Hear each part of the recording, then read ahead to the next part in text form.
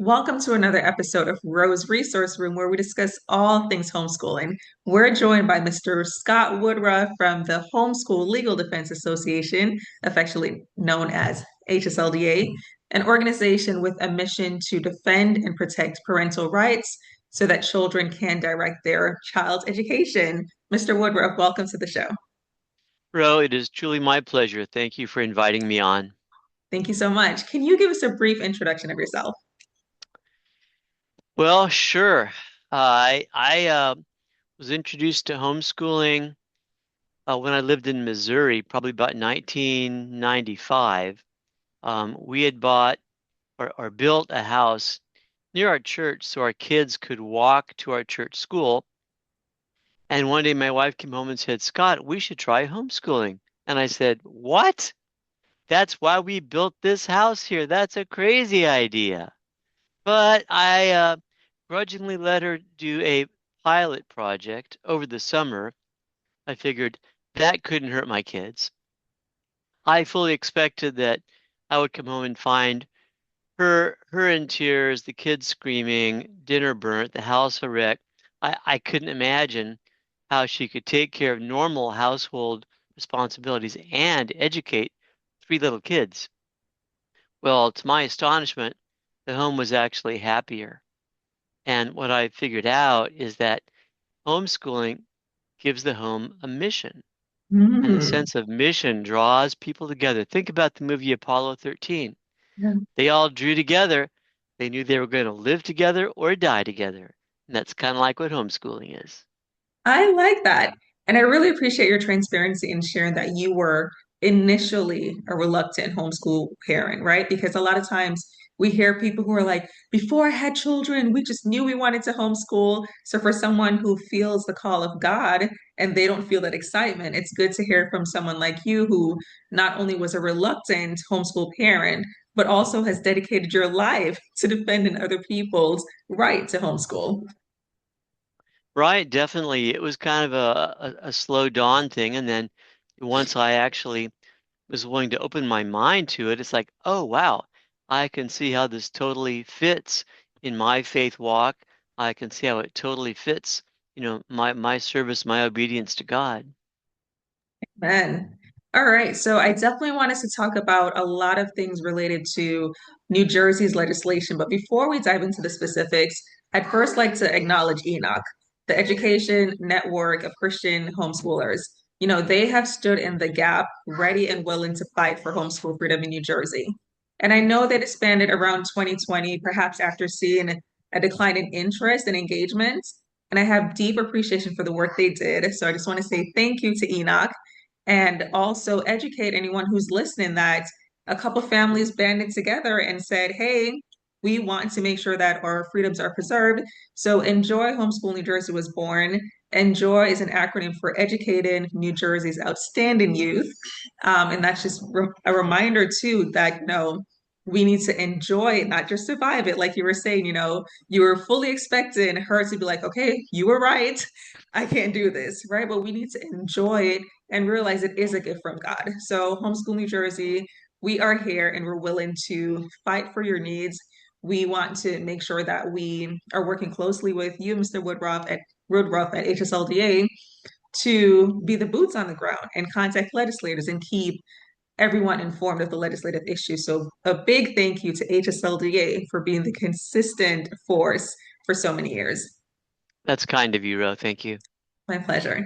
So, turning over to the legislative side, June 2025 was a very important month for New Jersey. We saw a lot of bills come down the pipeline, and I will just introduce them and then ask you to elaborate on them. So, the first one, this was even before Homeschool New Jersey was incorporated as a 501c3, was Senate Bill 1796. And it was really a bill to require every homeschool family in New Jersey to file a letter with their public school superintendent expressing their interest to homeschool their children. And then they would provide the birth date and the grade level of each child. So we had concerns about privacy. Now, can you share your concerns about its current status and explain to someone who may think, what's the big deal? It's vanilla. Why is it a big deal? So the big deal is really simple to explain. New Jersey already has a very muscular homeschool law. It requires that a parent provide instruction to a child equivalent to what the child would receive in public school. That's a big deal. That is a muscular, significant standard. The beauty of that standard is that it puts the emphasis where it should be on the education of the child. Once a state shifts over to emphasizing paperwork, then you set up a scenario where someone can get in trouble just for not filing a piece of paper, just being sloppy with paperwork. You forget, there's a flood or a storm, things get lost, your computer blows up, life goes crazy, you miss a deadline, and now you get a summons to go to court. And we all deep down know that that's not right. People Mhm. shouldn't go to court because they forgot a deadline if they're actually, doing the right thing for their kids. So why even set up this booby trap? Why create this minefield to trip good people up when they're doing a fine job educating their kids? And what are they going to do with all this paperwork? Collect it, make paper airplanes out of it? This bill would envision a piece of paper for every homeschool family every year until the end of time. Why? What's that all going to do? How is that going to help anyone? It's not. It's a typical classical example of absolutely pointless red tape. So thankfully, we can say that the bill has paused. It's been withdrawn. I'm really thankful that Senator McKnight took the decision to pause it. What we were not expecting is that after we got home, we would hear about new bills being introduced. So Assembly Bill 5796 and its identical Senate Bill 4589. These bills call for every homeschool child and parent to meet annually with a school official for a general health and wellness check. So this could be a school counselor, a school nurse, a social worker, anyone designated by the superintendent. And that's an opportunity, as they say, to conduct a general health and wellness check. So move over pediatricians because the school superintendents are doing this now. What are your thoughts and what makes this bill so egregious? Yeah, this is kind of crazy. First of all, there is no definition of a general health and wellness check. So, how do you create a law? Why do you create a law with a phrase that's undefined? So, and what are officials actually going to do?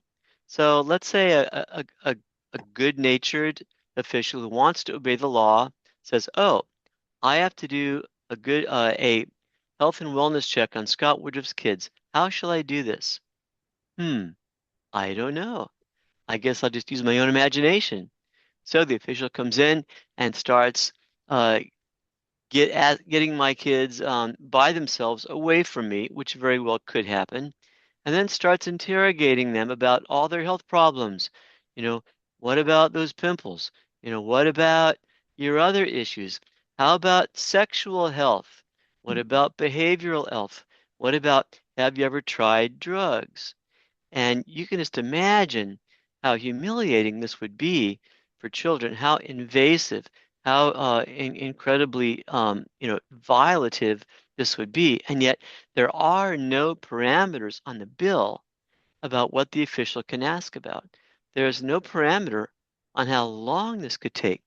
Would this be a 30-second, how are you? Fine, goodbye? Or would this be a 2-hour interrogation? Would this involve one official, or would officials take turns? Would the school nurse do her interrogation and then call in a truant officer to ask some more? And finally, bring in the school social worker to ask her questions while the poor child sits there fidgeting nervously. It's Right. just absolutely ridiculous. Wow. You talked about how vague it is. And in that ambiguity, it made me start to think of home rule. And typically, that's not what I think of when I think of how something is written. But since New Jersey is a home rule state, what would that mean for us? So, Rogue, I'm not familiar with how home rule works in New Jersey. Can you give me a quick thumbnail sketch of that? So, my understanding, and I honestly don't know a lot about it, but my understanding is you just kind of make up what you want as a district.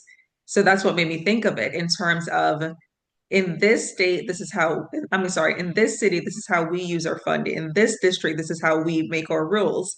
So it All makes right. me a little concerned based on what you were saying. Maybe this superintendent will say, well, this is how we do it here because there is no standard. Right. Okay. I know what you're talking about.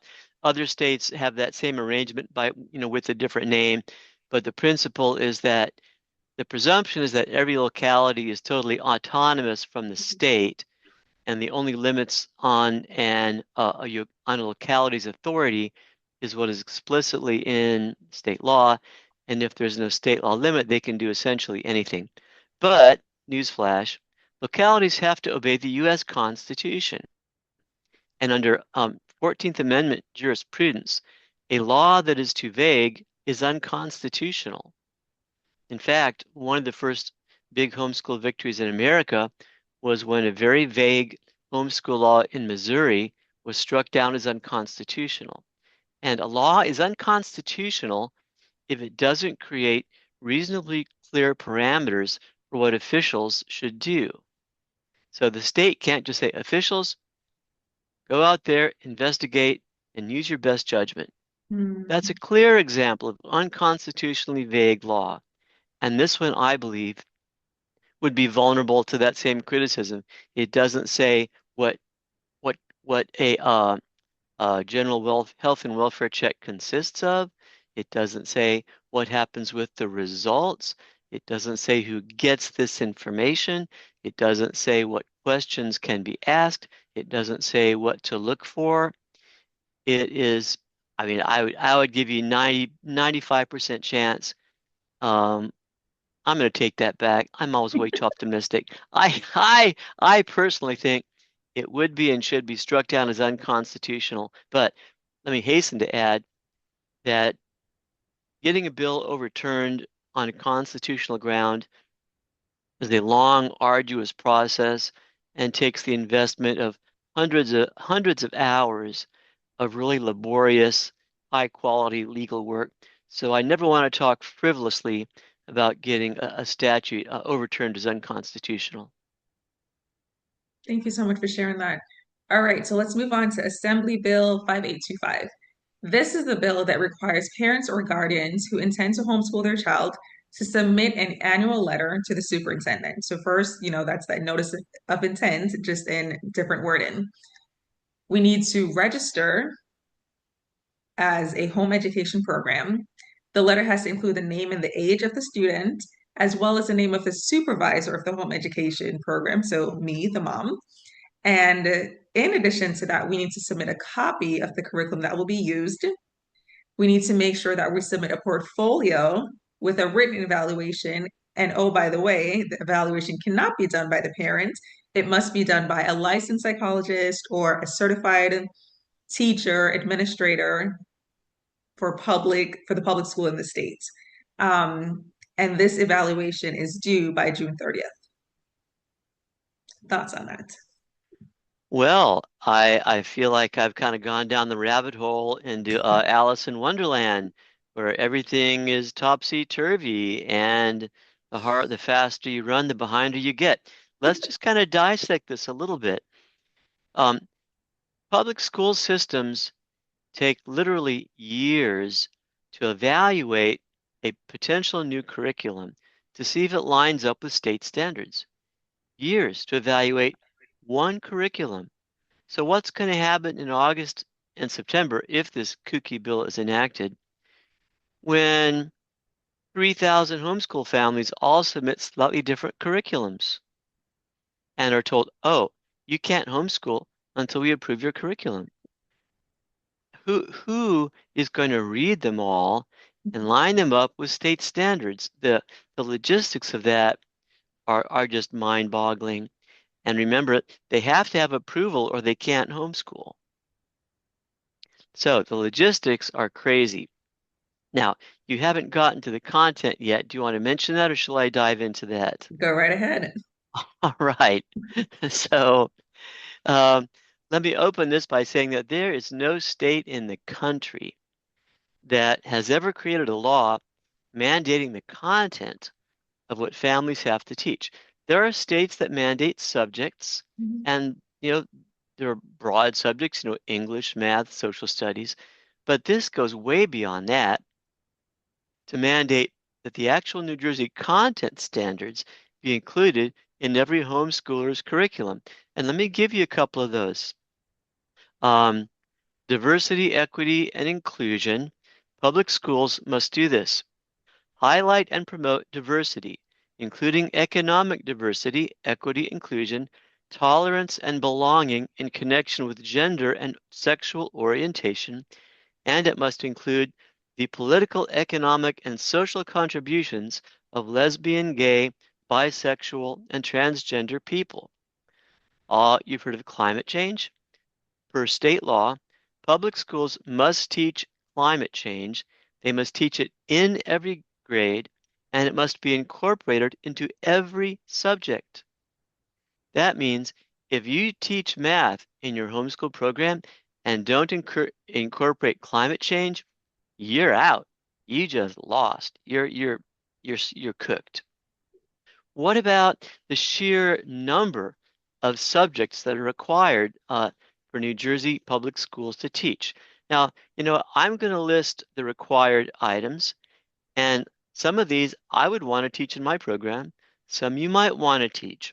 But these wouldn't just be options. These would all be mandated. So let's just go through these.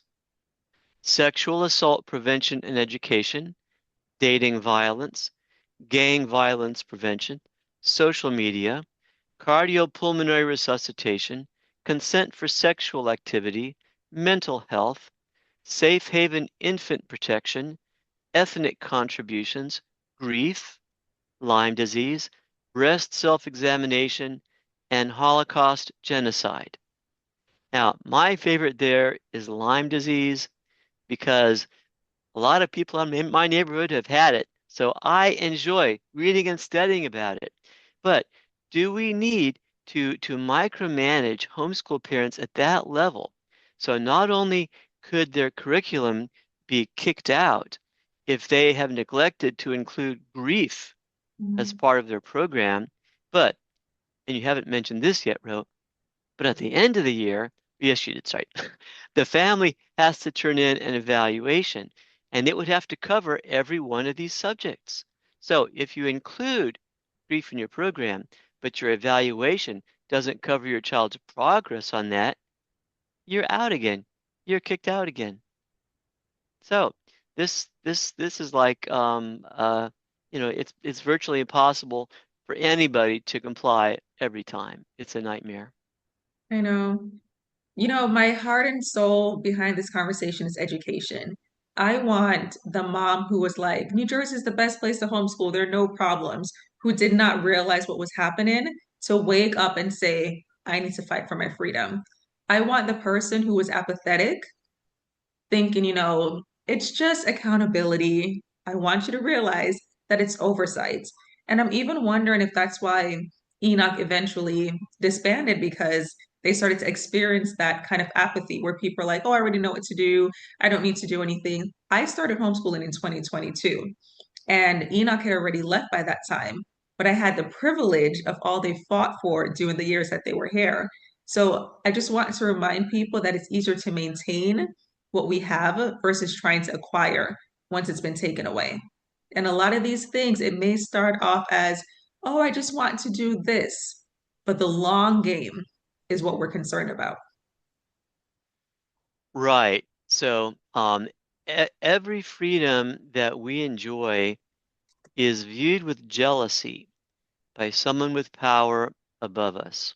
Mm, Our freedom, I'm convinced, just annoys some people. And if certain people get the power leverage over us, they will strive to take that away, and they will think that they're doing humanity a favor in doing that. mm. All right. So for the parent who's thinking, I'm just trying to teach my children. I'm not an advocate. I'm not a lawyer. I'm not a freedom fighter. What encouragement or practical tips can you share in terms of getting involved? So when my family first moved to Virginia in 1998, we rented a house while we were looking for a place to buy. Well, okay, I'm a self-confessed yard nut. You know, I like a good-looking lawn. It just makes me feel good and tingly all over. So my lawn in Missouri had no dandelions. Well, one day we came home in Virginia to our rental property, and my son, who was about 12 then, was aghast and said, "Dad, there are dandelions in our lawn." I calmly said, "No, son, there are dandelions in our landlord's lawn." So the point is, anything you feel like you own, you Mhm. take better care of. If you think it's someone else's, you might let the dandelions grow.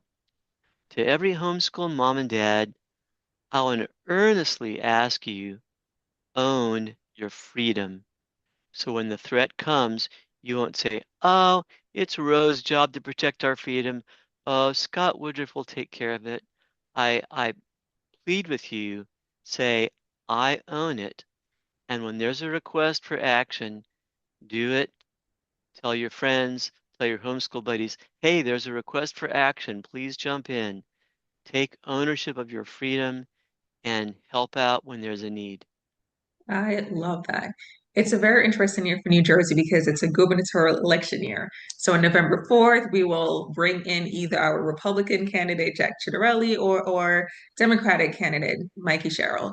And I think it's really important to just remind people that civic engagement is not only at the federal level, it's not something you do every 4 years, but the state elections are extremely important and the local elections are important. Like, I think it was Tip who said all politics is local, right? So if you don't like your roads, you're not going to call the president. If you don't like the laws that govern your states, that's something that's really important for you to decide on who to vote in and who to elect. So I'm sharing that because I want to make sure that we're civically engaged in between election years. So you heard it, we have to own our freedom. One practical tip I would say is attend a meeting. This could be your council meeting. This could be any, maybe the library, they have meetings too, but like just start to get engaged. But specifically as it relates to homeschooling, I would say get to know your legislators. Absolutely. That's crucial. That's excellent advice. Uh, Lawmakers tend to be people persons. In other words, lawmakers tend to like people. You don't get misanthropes and introverts, wanting to run for office because they have to make thousands of people happy. Introverts don't want to do that. People who hate humanity don't want to do that. So I can almost guarantee you that if you'll make an appointment and talk to your senator or assembly person, they'll be happy to see you. And if you go to meet them just to say, "Hey, how are you? I'm so and so. I live in your district. I'm not here to ask a favor. I just want to get to know you." They'll be delighted. And by that simple action, you've created a bridge. Then, when a legislative crisis does arise, you can say, "Hey, Senator, recall me? You met me and my family a month ago. Could I talk to you about a bill that I find very troubling?"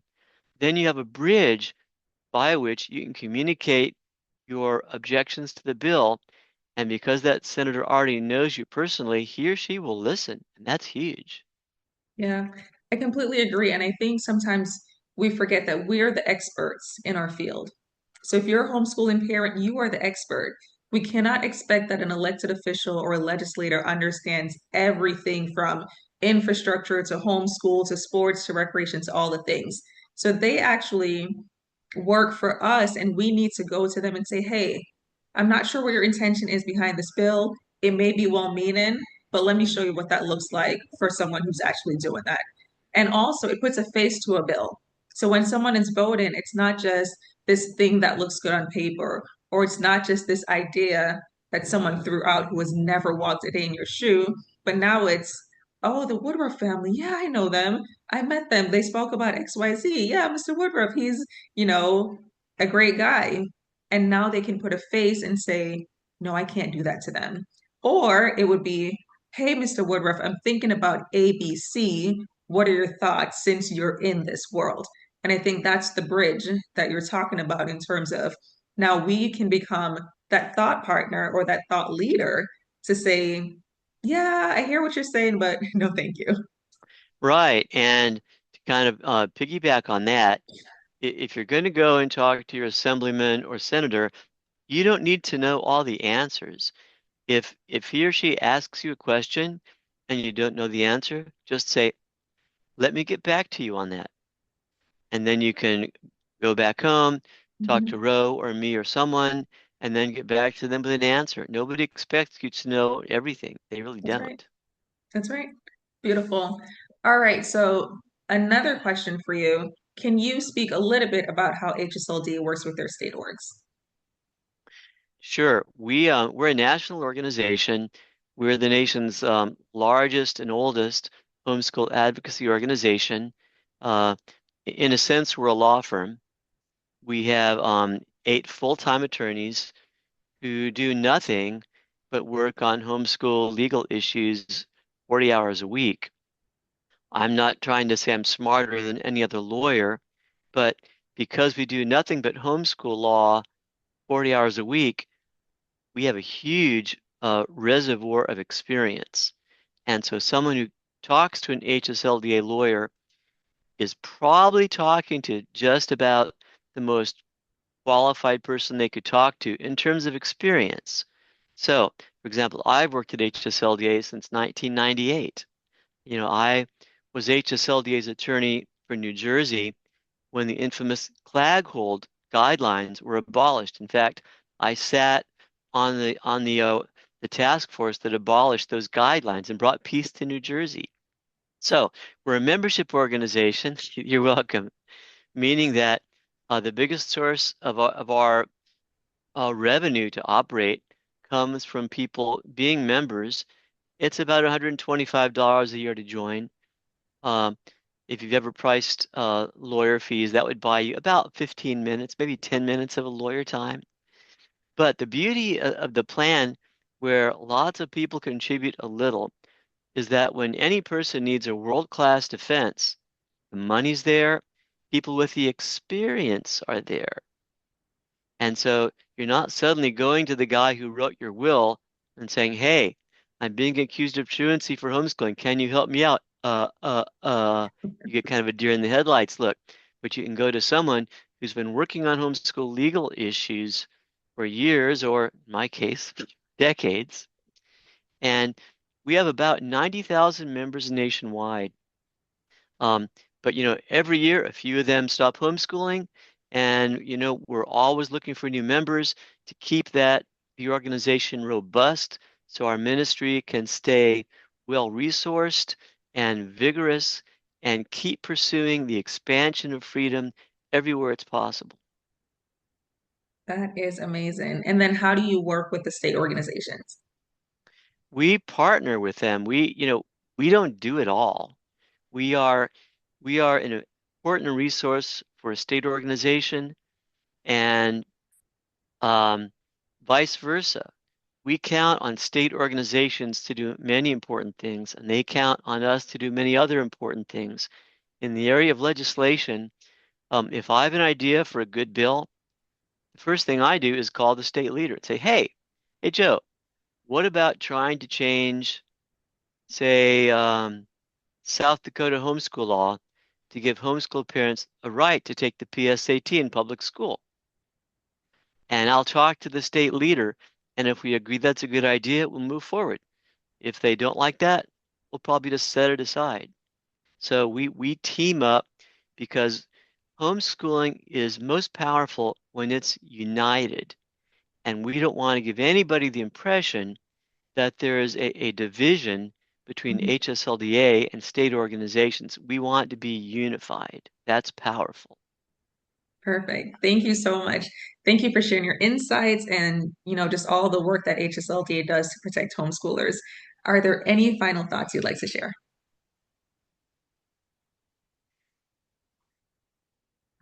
I'll just toss this in.